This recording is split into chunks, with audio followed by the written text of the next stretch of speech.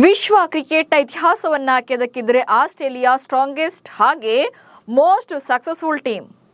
ICC ಟೂರ್ನಮೆಂಟ್ಸ್ನಲ್ಲೂ ಕೂಡ domination ಮಾಡಿರುವಂಥ ಬಲಿಷ್ಠ ತಂಡ. ಆದರೆ ಇತ್ತೀಚಿನ ರಿಸಲ್ಟ್ ಅನ್ನ ನೋಡಿದ್ರೆ ಕಾಂಗರೂ ಪಡೆ ಇಷ್ಟು ಡಮ್ಮಿ ಆಯ್ತಾ ಅನಿಸ್ಬಿಡುತ್ತೆ. ಆದರೆ ರಿಯಾಲಿಟಿ ಬೇರೆನೇ ಇದೆ. ಸ್ಟಾರ್ ಪ್ಲೇಯರ್ಗಳೆಲ್ಲ ಫ್ರಾಂಚೈಸಿ ಲೀಗ್ಸ್ ಅಂತ ಬ್ಯುಸಿ ಆಗಿದ್ರೆ ಆಸ್ಟ್ರೇಲಿಯಾ ನ್ಯಾಷನಲ್ ಟೀಮ್ ಮಾತ್ರ ಸೋತು ಸುಣ್ಣವಾಗ್ತಿದೆ. ಹಿಸ್ಟ್ರಿಯಲ್ಲೇ ಫಾರ್ ದಿ ಫಸ್ಟ್ ಟೈಮ್ ಬಾಂಗ್ಲಾದೇಶದ ವಿರುದ್ಧ ಸರಣಿಯನ್ನೇ ಕಳ್ಕೊಂಡಿದ್ದಾರೆ. ಈ ಸರಣಿ ಸೋಲಿನ ಬಳಿಕ ಆಸೀಸ್ ಕ್ರಿಕೆಟ್ನಲ್ಲಿ ಬಿರುಗಾಳಿ ಎದ್ದಿದೆ. ಸೂಪರ್ ಸ್ಟಾರ್ಸ್ಗೆ ಕಡಿವಾಣ ಹಾಕೋಕೆ ಮುಂದಾಗಿದ್ದಾರೆ. ಹಾಗಾದ್ರೆ ಕ್ರಿಕೆಟ್ ಆಸ್ಟ್ರೇಲಿಯಾದ ಪ್ಲಾನ್ ಏನು? IPL ಆಡಲ್ವಾ ಆಸೀಸ್ ಪ್ಲೇಯರ್ಸ್? NOCಗೆ ಬ್ರೇಕ್ ಬೀಳುತ್ತಾ? ಈ ಬಗ್ಗೆ ಹೇಳ್ತೇನೆ. ನಾನು ಶಾಂತ. ನೀವು ಸುದ್ದಿಯಾನದ ಸಬ್ಸ್ಕ್ರೈಬರ್ ಆಗೋದಕ್ಕೆ ಮರಿಬೇಡಿ. ಬಲಿಷ್ಠ ತಂಡಗಳಿಗೂ ಕೂಡ ನಡುಕ ಹುಟ್ಟಿಸ್ತಾ ಇದ್ದಂಥ ಆಸ್ಟ್ರೇಲಿಯಾ ಕ್ರಿಕೆಟ್ ಟೀಮ್ ಈಗ ಆವರೇಜ್ ಎನ್ನುವಂಥ ತಂಡಗಳ ಎದುರಲ್ಲೂ ಕೂಡ ಮುಗ್ಗರಿಸಿದ್ದಾರೆ. ಬಾಂಗ್ಲಾದೇಶದ ವಿರುದ್ಧ ನಡೀತಾ ಇರುವಂಥ 3 ಪಂದ್ಯಗಳ ಏಕದಿನ ಸರಣಿಯನ್ನ ಇನ್ನೂ 1 ಪಂದ್ಯ ಬಾಕಿ ಇರುವಂತೆಯೇ ಸೋತು ಸುಣ್ಣವಾಗಿದ್ದಾರೆ.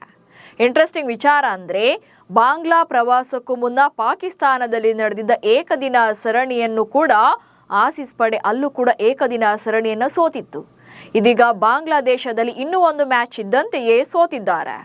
ಕ್ರಿಕೆಟ್ ಇತಿಹಾಸದಲ್ಲಿ ಇದೇ ಮೊದಲ ಬಾರಿಗೆ ಆಸ್ಟ್ರೇಲಿಯಾ ತಂಡವನ್ನ ಏಕದಿನ ಸರಣಿಯಲ್ಲಿ ಸೋಲಿಸಿ ಬಾಂಗ್ಲಾ ಹುಲಿಗಳು ಹೊಸ ಇತಿಹಾಸ ನಿರ್ಮಿಸಿದ್ದಾರೆ. 1 ರನ್ ಗಳಿಸದೆ 3 ವಿಕೆಟ್ ಕಳ್ಕೊಂಡ ಆಸೀಸ್ ತಂಡ. ಜೂನ್ 9ರಂದು ಮೀರ್ಪುರದಲ್ಲಿ ನಡೆದಿದ್ದ ಮೊದಲ ಏಕದಿನ ಪಂದ್ಯದಲ್ಲಿ 86 ರನ್ಗಳ ಬೃಹತ್ ಅಂತರದಲ್ಲಿ ಸೋತಿದ್ದ ಆಸ್ಟ್ರೇಲಿಯಾ ನಿನ್ನೆ ಢಾಕಾದ ಶೇರಿಯೆ ಬಾಂಗ್ಲಾ ರಾಷ್ಟ್ರೀಯ ಕ್ರೀಡಾಂಗಣದಲ್ಲಿ ನಡೆದ 2ನೇ ಪಂದ್ಯದಲ್ಲಿ ಇನ್ನೂ ಕೂಡ ಹೀನಾಯ ಪ್ರದರ್ಶನ ನೀಡಿತು.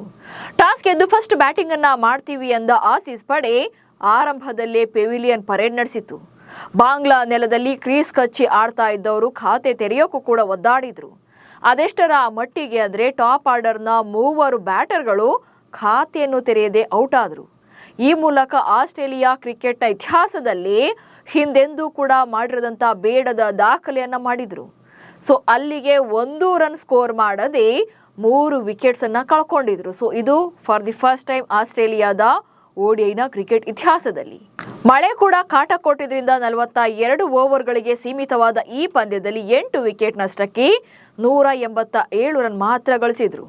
ಹಾಗೆ ಬಾಂಗ್ಲಾ ತಂಡಕ್ಕೆ 41 ಓವರ್ಗಳಲ್ಲಿ 192 ರನ್ಗಳ ಟಾರ್ಗೆಟ್ ಅನ್ನ ನೀಡಲಾಯಿತು. ಹೀಗಿದ್ರೂ ಬಾಂಗ್ಲಾದೇಶ 35 ಓವರ್ಗಳಲ್ಲಿ 5 ವಿಕೆಟ್ ನಷ್ಟಕ್ಕೆ ಪಂದ್ಯವನ್ನ ಗೆಲ್ಲುವುದರ ಜೊತೆಗೆ ಸರಣಿಯನ್ನು ಕೂಡ ತಮ್ಮದಾಗಿಸಿಕೊಳ್ತು. ಆದರೆ ಬಾಂಗ್ಲಾ ವಿರುದ್ಧದ ಈ ಸೋಲು ಕ್ರಿಕೆಟ್ ಆಸ್ಟ್ರೇಲಿಯಾದಲ್ಲಿ ಕೋಲಾಹಲ ಎಬ್ಬಿಸಿದೆ. IPLನಲ್ಲಿ ಸ್ಟಾರ್ಸ್ ಬ್ಯುಸಿ, ಸರಣಿಗಳಲ್ಲಿ ಆಸ್ಟ್ರೇಲಿಯಾಗೆ ಸೋಲು. ಅಷ್ಟಕ್ಕೂ ಇಲ್ಲಿ ಆಸ್ಟ್ರೇಲಿಯಾ ತಂಡದ ಸೋಲಿಗೆ ಅಸಲಿ ಕಾರಣ ಬೇರೆನೇ ಇದೆ. ಪಾಕಿಸ್ತಾನ ಹಾಗೆ ಬಾಂಗ್ಲಾದೇಶ ವಿರುದ್ಧದ ಸರಣಿಗಳಲ್ಲಿ ಆಸೀಸ್ ಪರ ಸ್ಟಾರ್ ಪ್ಲೇಯರ್ಗಳು ಯಾರು ಕೂಡ ಕಣಕ್ಕಿಳಿದಿರಲಿಲ್ಲ. IPLನಲ್ಲಿ ಆಡಿದಂತಹ Cooper Connolly, Josh Inglis, Cameron Green ಹೀಗೆ ಕೆಲವರು ಇದ್ದರೂ ಕೂಡ ಫಸ್ಟ್ ಪ್ರಿಯಾರಿಟಿ ಪ್ಲೇಯರ್ಸ್ ಅಂದರೆ ಫ್ರಂಟ್ ಲೈನಲ್ಲಿ ಆಡುವಂಥ ಸ್ಟಾರ್ ಆಟಗಾರರು ಯಾರು ಕೂಡ ತಂಡದಲ್ಲಿ ಇರಲಿಲ್ಲ. ಆಪ್ಷನಲ್ ಪ್ಲೇಯರ್ಸ್ ಇದ್ದ ಕಾರಣ ಆ ಟೀಮ್ ಇದಾಗಿತ್ತು. ಅಂದರೆ ಆಪ್ಷನಲ್ ಪ್ಲೇಯರ್ಗಳಿದ್ದಂಥ ಟೀಮ್ ಇದೇ ಈಗ ಆಸ್ಟ್ರೇಲಿಯಾ ತಂಡದ ಸೋಲಿಗೆ ಮುಖ್ಯ ಕಾರಣ ಆಗಿರುವಂಥದ್ದು. End of the day players ಯಾರು ಅನ್ನೋದಕ್ಕಿಂತ ರಿಸಲ್ಟ್ ಏನಾಯಿತು ಅನ್ನೋದಷ್ಟೇ ಮುಖ್ಯವಾಗುತ್ತೆ. ಅಂದರೆ ಇಲ್ಲಿ ಆಸ್ಟ್ರೇಲಿಯಾ ಸೋತಿದೆ ಅನ್ನೋದಷ್ಟೇ ಹೈಲೈಟ್ ಆಗ್ತಿದೆ. ಯಾರು ಆಡಿದ್ರು ಯಾರು ಹೊರಗಿದ್ರು ಅನ್ನೋದು ಮ್ಯಾಟ್ರ್ ಆಗಲ್ಲ. ಸೊ ಇದೇ ಕಾರಣಕ್ಕೆ ಪಾಕಿಸ್ತಾನ ಹಾಗೆ ಬಾಂಗ್ಲಾ ವಿರುದ್ಧದ ಸರಣಿ ಸೋಲಿನ ಬಳಿಕ ಆಸ್ಟ್ರೇಲಿಯಾ ಕ್ರಿಕೆಟ್ನಲ್ಲಿ ಹೊಸ ಅಲೆ ಎದ್ದಿದೆ. IPL ಸೇರಿದಂತೆ ಫ್ರಾಂಚೈಸಿ ಲೀಗ್ಗಳಲ್ಲಿ ಆಡೋಕೆ ಅವಕಾಶ ಕೊಡಬೇಕಾ ಇನ್ನು ಮುಂದೆ ಎನ್ನುವಂತ ಚರ್ಚೆ ನಡೀತಾ ಇದೆ. ಫ್ರಾಂಚೈಸಿ ಲೀಗ್ಗಳಲ್ಲಿ ಆಡಿದ್ರೆ ಏನೆಲ್ಲ ಎಫೆಕ್ಟ್ ಆಗ್ತಿದೆ ಆಸ್ಟ್ರೇಲಿಯಾ ಕ್ರಿಕೆಟ್ ತಂಡಕ್ಕೆ ಅನ್ನೋದನ್ನ ನೋಡ್ತಾ ಹೋಗೋಣ. ಮೊದಲನೇದಾಗಿ 2026ರ IPLನಲ್ಲಿ 16 ಆಸ್ಟ್ರೇಲಿಯನ್ ಆಟಗಾರರು ಭಾಗಿಯಾಗಿರುವಂಥದ್ದು. ಸೊ ಈಗ ಇತ್ತೀಚೆಗಷ್ಟೇ ಕಂಪ್ಲೀಟ್ ಆಯ್ತಲ್ಲ. ಸೊ 19ನೇ ಸೀಸನ್ ಅಂದರೆ 2026ರ IPLನಲ್ಲಿ 16 ಆಸ್ಟ್ರೇಲಿಯಾದ ಆಟಗಾರರು IPLನಲ್ಲಿ ಭಾಗಿಯಾಗಿದ್ರು. ಅದು ಕೂಡ ಎಂತೆಂಥ ಪ್ಲೇಯರ್ಗಳು: Tim David, Josh Hazlewood, Pat Cummins, Travis Head, Cooper Connolly, Marcus Stoinis, Mitchell Marsh ಹೀಗೆ ಸ್ಟಾರ್ ಪ್ಲೇಯರ್ಗಳೇ ಇದ್ರು. ಸೊ ಇವರೆಲ್ಲ ಏನು ಬಿಗ್ ಪ್ಲೇಯರ್ಗಳು, ಅದು ಕೂಡ ಪ್ಲೇಯಿಂಗ್ 11ನಲ್ಲಿ ಆಡ್ತಾ ಇದ್ದಂಥ ಪ್ಲೇಯರ್ಗಳು. ಅದು ಅಲ್ಲದೆ ಮೋಸ್ಟ್ ಸಕ್ಸಸ್ಫುಲ್ ಪ್ಲೇಯರ್ಗಳು ಅಂದರೆ ಅಲ್ಲಿ ಹೈಯೆಸ್ಟ್ ಏನು ಅವರೇಜ್ ಅಥವಾ ಹೈಯೆಸ್ಟ್ ಬ್ಯಾಟಿಂಗ್ ಲೈನಪ್ ಅಥವಾ ಬೌಲಿಂಗ್ ಲೈನಪ್ ಅಂತ ಬಂದಾಗ ಇದೇ ಆಟಗಾರರೇ ಇರುವಂಥದ್ದು. ಬಟ್ ಇವರೆಲ್ಲ ಏನಾಗಿದ್ರು ಈ ಬಾರಿಯ IPLನಲ್ಲಿ ಬ್ಯುಸಿ ಆಗಿದ್ರು. ಸೊ ಇದೇ ಕಾರಣಕ್ಕೆ ಪಾಕಿಸ್ತಾನ ಹಾಗೆ ಬಾಂಗ್ಲಾದೇಶ ವಿರುದ್ಧದ ಸರಣಿಗಳಿಗೆ ಇವರನ್ನ ಸೆಲೆಕ್ಟ್ ಮಾಡಿರಲಿಲ್ಲ. ಸೊ ಈ ಪೈಕಿ ಬಿಗ್ ಪ್ಲೇಯರ್ಸ್ ಪಾಕಿಸ್ತಾನ ಹಾಗೆ ಬಾಂಗ್ಲಾ ವಿರುದ್ಧದ ಸರಣಿಯಲ್ಲಿ ಗೈರಾಗಿದ್ರು.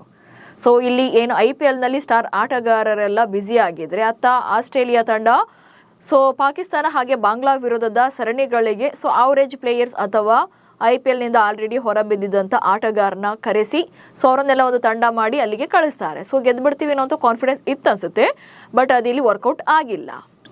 ಇನ್ನು 2 ತಿಂಗಳ ಕಾಲ ಲೀಗ್ ಆಡೋದ್ರಿಂದ ಆಸ್ಟ್ರೇಲಿಯಾ ಪರ ಆಡೋಕೆ ಅಸಾಧ್ಯವಾಗುವಂಥದ್ದು. ಸೊ ಇಲ್ಲಿ IPL ಅಂತ ಬಂದಾಗ ಆಲ್ಮೋಸ್ಟ್ 2 ಅಥವಾ 2 ತಿಂಗಳಿಗಿಂತ ಜಾಸ್ತಿ ಆ ಒಂದು ಟೂರ್ನಿ ನಡೆಯುವಂಥದ್ದು. ಸೊ ಆ 2 ತಿಂಗಳ ಕಾಲ ಆಸ್ಟ್ರೇಲಿಯಾದ ಬಹುತೇಕ ಆಟಗಾರರು IPLನಲ್ಲಿ ಬ್ಯುಸಿ ಆಗ್ತಾರೆ. ಸೊ ಇಂಥ ಟೈಮಲ್ಲಿ ಆಸ್ಟ್ರೇಲಿಯಾ ಏನು ಶೆಡ್ಯೂಲ್ ಇರುತ್ತಲ್ಲ, ರಾಷ್ಟ್ರೀಯ ಪಂದ್ಯಗಳನ್ನು ಅವ್ರು ಆಡಲೇಬೇಕಿಲ್ಲ. IPL ಆಡ್ತಿದ್ದಾರೆ ಅಂತ ಮಾತ್ರಕ್ಕೆ ಆಸ್ಟ್ರೇಲಿಯಾಲಿ ಸೈಲೆಂಟ್ ಆಗಿರೋಕೆ ಸಾಧ್ಯನೇ ಇಲ್ಲ. ಸೊ ಅವರು ಕೂಡ ರಾಷ್ಟ್ರೀಯ ಪಂದ್ಯಗಳನ್ನು ಆಡಬೇಕಾಗುತ್ತೆ ಬೇರೆ ಬೇರೆ ರಾಷ್ಟ್ರಗಳ ವಿರುದ್ಧ. ಬಟ್ ಅಂಥ ಟೈಮಲ್ಲಿ ಸ್ಟಾರ್ ಪ್ಲೇಯರ್ಗಳು ಇರೋದಿಲ್ಲ ಅವ್ರು, ಯಾಕಂದರೆ ಅವರೆಲ್ಲ IPL ಆಡ್ತಾ ಇರ್ತಾರೆ.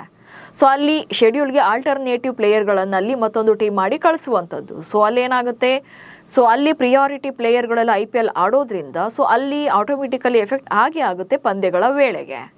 ಇನ್ನು ಫ್ರಾಂಚೈಸಿ ಜೊತೆಗಿನ ಕಮಿಟ್ಮೆಂಟ್ಸ್ಗಳಿಂದ ರಾಷ್ಟ್ರೀಯ ತಂಡಕ್ಕೆ ಗೈರಾಗ್ತಾ ಇರುವಂಥದ್ದು ಆಟಗಾರರು. ಈಗ ಫ್ರಾಂಚೈಸಿ ಲೀಗ್ಗಳಂತ ಬಂದಾಗ ಬಹುತೇಕ ಆಟಗಾರರು ಅದಲ್ಲದೆ ಫ್ರಾಂಚೈಸಿ ಲೀಗ್ಗಳಲ್ಲಿ ಆಡೋದ್ರಿಂದ ಅವರಿಗೆ ಹೆಚ್ಚಿನ ಹಣ ಸಿಗ್ತಾ ಇರುವಂಥದ್ದು. ಜೊತೆಗೆ ಅಲ್ಲಿ ಏನು ಇಡೀ ವರ್ಷ ರಾಷ್ಟ್ರೀಯ ತಂಡದ ಪರ ಆಡಿದ್ರೂ ಸಿಗದಂಥ ಹಣ ಜಸ್ಟ್ 2 ತಿಂಗಳಲ್ಲೇ ಅವರಿಗೆ ಸಿಕ್ಬಿಡುತ್ತೆ. ಹೀಗಾಗಿ ಫ್ರಾಂಚೈಸಿ ಜೊತೆಗಿನ ಕಮಿಟ್ಮೆಂಟ್ಸ್ಗಳಿಂದಾಗಿ ಸ್ಟಾರ್ ಆಟಗಾರರು ಕೂಡ ತಮ್ಮ ನ್ಯಾಷನಲ್ ಟೀಮ್ ಪಂದ್ಯಗಳಿಗೆ ಇಲ್ಲಿ ಆಬ್ಸೆನ್ಸ್ ಆಗ್ತಾ ಇರುವುದು ಕೂಡ ಎಫೆಕ್ಟ್ ಆಗ್ತಾ ಇದೆ ಆಸ್ಟ್ರೇಲಿಯಾ ತಂಡಕ್ಕೆ. ಇನ್ನು ಮೇ 30, ಜೂನ್ 2 ಹಾಗೆ ಜೂನ್ 4ರಂದು ಪಾಕಿಸ್ತಾನ ವಿರುದ್ಧ ಏಕದಿನ ಸರಣಿಯನ್ನ ಇಲ್ಲಿ ಆಡಿರುವಂಥದ್ದು ಆಸ್ಟ್ರೇಲಿಯಾ. ಆ್ಯಕ್ಚುಲಿ ಇಲ್ಲಿ ಮೇ 30 ಅಂದರೆ IPL ಇನ್ನೂ ಕೂಡ ಮುಗ್ದೇ ಇರಲಿಲ್ಲ. ಸೊ IPL ಫೈನಲ್ ಪಂದ್ಯ ಇದ್ದದ್ದೇ ಮೇ 31ರಂದು. ಸೊ ಫೈನಲ್ ಮ್ಯಾಚಲ್ಲೂ ಕೂಡ ಆಸ್ಟ್ರೇಲಿಯಾದ ಪ್ಲೇಯರ್ಗಳಿದ್ದರು. ಈವನ್ RCBಯಲ್ಲೇ ಟಿಮ್ ಡೇವಿಡ್ ಇರ್ತಾರೆ, ಹಾಗೆ ಜೋಶ್ ಹೇಜಲ್ವುಡ್ ಕೂಡ ಇರ್ತಾರೆ. ಸೊ ಇವರು ಕೂಡ ಸ್ಟಾರ್ ಆಟಗಾರರು ಆಸ್ಟ್ರೇಲಿಯಾ ತಂಡದ ಪಾಲಿಗೂ ಕೂಡ. ಸೊ ಇವರೆಲ್ಲ ಗೇಮ್ ವಿನ್ನರ್ಸ್. ಸೊ ಇವರೆಲ್ಲ IPLನಲ್ಲಿದ್ದಾಗ ಸೊ ಆಟೋಮೆಟಿಕಲಿ ಅಲ್ಲಿ ಬೇರೆ ಟೀಮ್ ಅಥವಾ ಬೇರೆ ಆಟಗಾರನ ಸೆಲೆಕ್ಟ್ ಮಾಡಬೇಕಾಗುತ್ತೆ. ಇನ್ನು ಸರಣಿ ಜೊತೆಗೆ ವರ್ಕ್ ಲೋಡ್ ಮ್ಯಾನೇಜ್ಮೆಂಟ್ ದೃಷ್ಟಿಯಿಂದ ಫಾಸ್ಟ್ ಬೌಲರ್ಗಳಿಗೆ ರೆಸ್ಟನ್ನು ಕೊಡಬೇಕಾಗುತ್ತೆ. ಇಲ್ಲಿ IPLಗೆ ಆಟ ಆಡಿದ್ರು ಅಂದಾಕ್ಷಣ ಅವರನ್ನು IPL ಮುಗಿಸಿ ಬಂದ ತಕ್ಷಣ ಅಲ್ಲಿ ಆಸ್ಟ್ರೇಲಿಯಾ ನ್ಯಾಷನಲ್ ಟೀಮ್ಗೂ ಕೂಡ ಡ್ಯೂಟಿಗೆ ಜಾಯ್ನ್ ಆಗೋಕ್ಕಾಗಲ್ಲ. ಯಾಕಂದರೆ ಕಂಟಿನ್ಯೂಸ್ ಆಗಿ ಅಲ್ಲಿ IPL ಪಂದ್ಯಗಳನ್ನು ಆಡಿರೋದ್ರಿಂದ ಅಲ್ಲಿ ವರ್ಕ್ ಲೋಡ್ ಮ್ಯಾನೇಜ್ಮೆಂಟ್ ಏನಾಗುತ್ತೆ, ಫಾಸ್ಟ್ ಬೌಲರ್ಗಳಿಗೆ ಒಂದಷ್ಟು ರೆಸ್ಟನ್ನು ಕೊಡಲೇಬೇಕಾಗುತ್ತೆ. ಅದು ಅಲ್ಲದೆ IPLನಲ್ಲಿ ಬ್ಯಾಕ್ ಟು ಬ್ಯಾಕ್ ಪಂದ್ಯಗಳು ಇರೋದ್ರಿಂದ ಇಂಜುರಿ ಸಾಧ್ಯತೆ ಕೂಡ ಇರುತ್ತೆ. ಸೊ IPLನಲ್ಲಿ ಲೀಗ್ ಹಂತದಲ್ಲಿ 14 ಪಂದ್ಯಗಳಿರುತ್ತೆ. ಸೊ ಇಲ್ಲಿ ವೀಕ್ಲಿ 2 ಮ್ಯಾಚಸ್ ಅಥವಾ 3 ಮ್ಯಾಚಸ್, ಸಮ್ಟೈಮ್ಸ್ ವೀಕ್ಲಿ 1 ಮ್ಯಾಚಸ್ ಇರುತ್ತೆ. ಸೊ ಇಲ್ಲಿ ಬ್ಯಾಕ್ ಟು ಬ್ಯಾಕ್ ಪಂದ್ಯಗಳನ್ನು ಆಡೋದ್ರಿಂದ ಸಮ್ಟೈಮ್ಸ್ ಇಂಜುರಿ ಆಗುವಂಥ ಸಾಧ್ಯತೆಗಳು ಇರುತ್ತೆ. ಅದು ಆನ್ ಫೀಲ್ಡ್ ಇರ್ಬೋದು ಅಥವಾ ನೆಟ್ ಪ್ರಾಕ್ಟೀಸ್ ಇರ್ಬೋದು, ಎಲ್ಲೋ ಒಂದು ಕಡೆ ಇಂಜುರಿ ಅಂತೂ ಆಗೇ ಆಗುತ್ತೆ. ಸೊ ಆ ಟೈಮಲ್ಲಿ ಅವರು ರೆಸ್ಟ್ ಅಂತ ಬಂದಾಗ ಸೊ ಅದು ನ್ಯಾಷನಲ್ ಟೀಮ್ ಡ್ಯೂಟೀಸ್ಗೆ ವಾಪಸ್ ಆಗುವಾಗಲೂ ಕೂಡ ಅದು ಎಫೆಕ್ಟ್ ಆಗುತ್ತೆ. ಹಾಗಂತ ಇಲ್ಲಿ IPL ಮಾತ್ರ ಬ್ಯುಸಿ ಆಗಿದ್ದಾರಾ ಅಂದರೆ ಇಲ್ಲ. CPL ಆಡ್ತಿದ್ದಾರೆ, PSL ಆಡ್ತಾರೆ, ಜೊತೆಗೆ ಬಿಗ್ ಬ್ಯಾಶ್ ಲೀಗ್ ಆಡ್ತಾರೆ. ಹೀಗೆ ಹಲವು ಫ್ರಾಂಚೈಸಿ ಲೀಗ್ಗಳಲ್ಲಿ ಕೆಲವರು ಪಾರ್ಟಿಸಿಪೇಟ್ ಮಾಡ್ತಾರೆ. ಸೊ ಇಂಥ ಟೈಮಲ್ಲಿ ಏನಾಗುತ್ತೆ, ಆಟೋಮೆಟಿಕಲಿ ಅದು ಇಡೀ ವರ್ಷದ ಶೆಡ್ಯೂಲ್ಗೆ ಎಫೆಕ್ಟ್ ಆಗುವಂಥದ್ದು. ಸೊ ವಿದೇಶಿ ಲೀಗ್ಗಳಿಗೆ NOC ನೀಡೋದನ್ನು ತಡೆಯುವಂತೆ ಮನವಿಯನ್ನು ಮಾಡ್ತಾ ಇರುವಂಥದ್ದು. ಸೊ ಇಲ್ಲಿ ಆಸ್ಟ್ರೇಲಿಯಾಗೆ ಸೋಲಿನ ಎಫೆಕ್ಟ್ ಆಗ್ತಾ ಇರೋದೇ ಸ್ಟಾರ್ ಆಟಗಾರರು ಆಡ್ತಿಲ್ಲ ಅನ್ನೋ ಕಾರಣಕ್ಕೆ. ಹೀಗಾಗಿ ಅವ್ರಿಗೆ NOCಯನ್ನೇ ಕೊಡಬೇಡಿ, NOCಯನ್ನು ಕೊಟ್ಟರೆ ತಾನೇ ಅವರು ಹೋಗಿ ಆಡೋದು ಬೇರೆ ಬೇರೆ ಲೀಗ್ಗಳಲ್ಲಿ. ಸೊ ವಿದೇಶಿ ಲೀಗ್ಗಳಿಗೆ ಹೋಗೋದಂತೆ NOC ಕೊಡದೇ ಇದ್ರೆ ಸೊ ಆಟೋಮೆಟಿಕಲಿ ಅವರು ರಾಷ್ಟ್ರೀಯ ತಂಡದ ಪರ ಆಡ್ತಾರೆ. ಸೊ ಆಸ್ಟ್ರೇಲಿಯಾ ತಂಡ ಗೆಲ್ಲುತ್ತೆ ಅನ್ನೋದು ಕೆಲವರ ವಾದವಾಗಿದೆ. ಹೀಗೆ ವಿದೇಶಿ ಲೀಗ್ಗಳಲ್ಲಿನ ಕಮಿಟ್ಮೆಂಟ್ಗಳಿಂದಾಗಿ ಆಸ್ಟ್ರೇಲಿಯಾ ತಂಡದ ಪಂದ್ಯಗಳಿಗೆ ಎಫೆಕ್ಟ್ ಆಗ್ತಿದೆ. ಹೀಗಾಗಿ ಮುಂದಿನ ದಿನಗಳಲ್ಲಿ ಈ ಬಗ್ಗೆ ದೊಡ್ಡ ಬದಲಾವಣೆ ತರುವಂಥ ಸಾಧ್ಯತೆಗಳಿರ್ತವೆ. ಹೀಗಾಗಿ ಈ ಬಗ್ಗೆ ಚರ್ಚೆ ಕೂಡ ಆಗ್ತಾ ಇದ್ದು ಮುಂದೆ ಯಾವ ನಿರ್ಧಾರಗಳನ್ನು ತೆಗೆದುಕೊಳ್ತಾರೆ ಅನ್ನೋದು ಕೂಡ ಕುತೂಹಲ ಮೂಡಿಸಿದೆ. ನಮಸ್ಕಾರ.